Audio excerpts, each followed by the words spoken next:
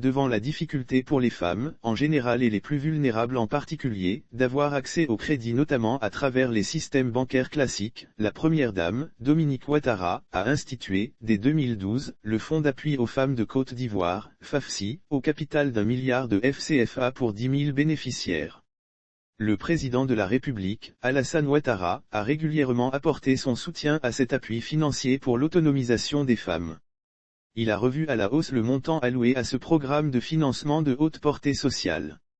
Ainsi, Alassane Ouattara a fait porter le capital du FAFSI à 10 milliards de FCFA, au profit de 122 000 femmes en 2017. Puis à 25 milliards de FCFA en 2021, permettant à près de 300 000 femmes de mener des activités génératrices de revenus. Des femmes de nombreuses localités bénéficiaires du FAFSI. Le FAFSI intervient dans divers secteurs d'activité, entre autres, l'entrepreneuriat, l'agriculture, la pisciculture, le commerce. Ce sont plusieurs femmes dans les localités de Man, Bondoukou, Korogo, Bouaké, Dimbokro, Séguéla, Bouaflé, Guiglo, qui ont bénéficié de financement dans le cadre du FAFSI. 9 ans après son lancement, le FAFSI a permis de redonner le sourire à de nombreuses femmes de Côte d'Ivoire, sorties désormais de la précarité. La mise en œuvre du FAFSI a significativement amélioré les indicateurs de pauvreté. Cette initiative a permis aux bénéficiaires de se prendre en charge, de vaincre la pauvreté et d'aider leurs familles à mieux vivre.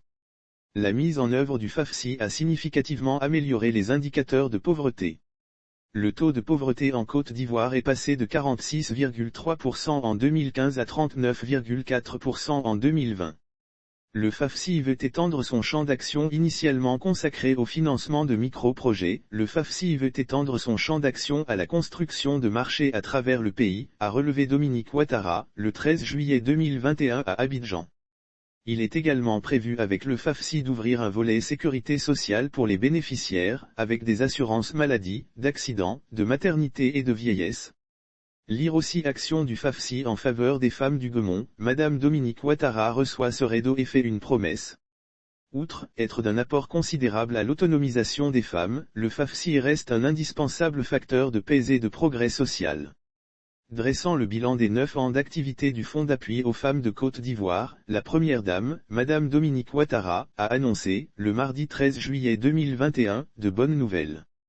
Concernant les perspectives, elle a laissé entendre qu'avec l'accompagnement du gouvernement, le fonds a, en projet, la construction de marchés dans plusieurs localités, pour permettre aux femmes d'exercer plus aisément leurs activités de commerce.